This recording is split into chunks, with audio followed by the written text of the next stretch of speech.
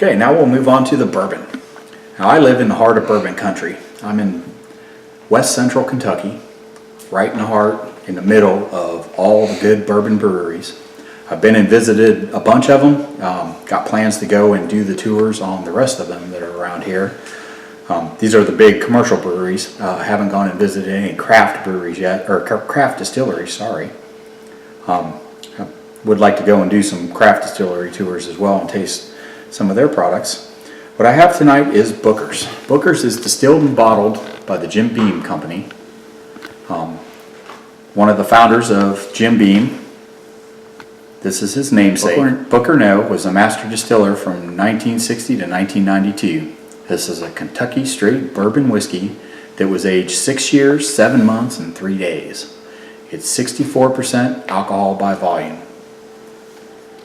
I believe this is a blended product. It's not a single barrel, but when they put this aside, they pick the barrels that are going to become the Bookers, and it's a small batch, not a single barrel bourbon.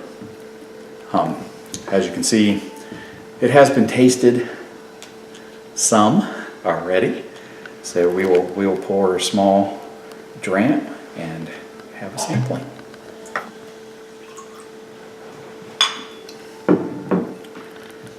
As you can see, the bourbon's got a nice darker caramel color. Looks well in the glass.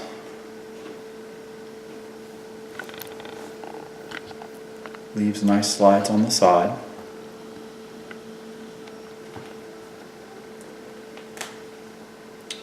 Definitely has caramely notes on the nose. Not overly strong, even though it is a high alcohol percentage bourbon. Not overly strong or offensive to the nose.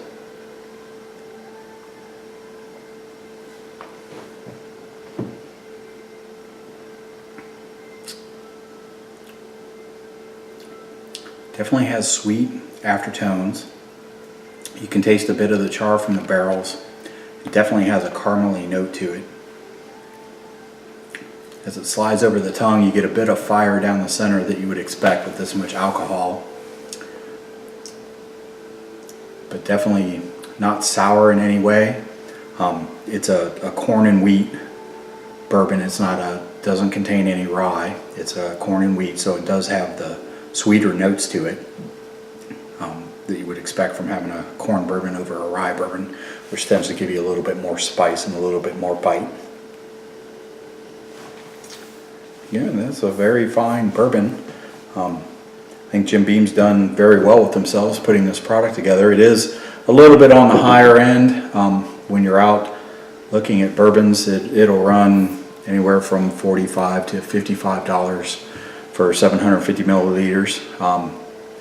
But as a nice sipping whiskey, if you like it neat or if you like it on the rocks, it would definitely be worth the pickup.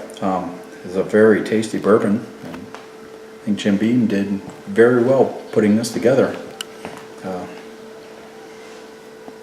Congrats, Booker No. You've put together a fine bourbon here. Very good product.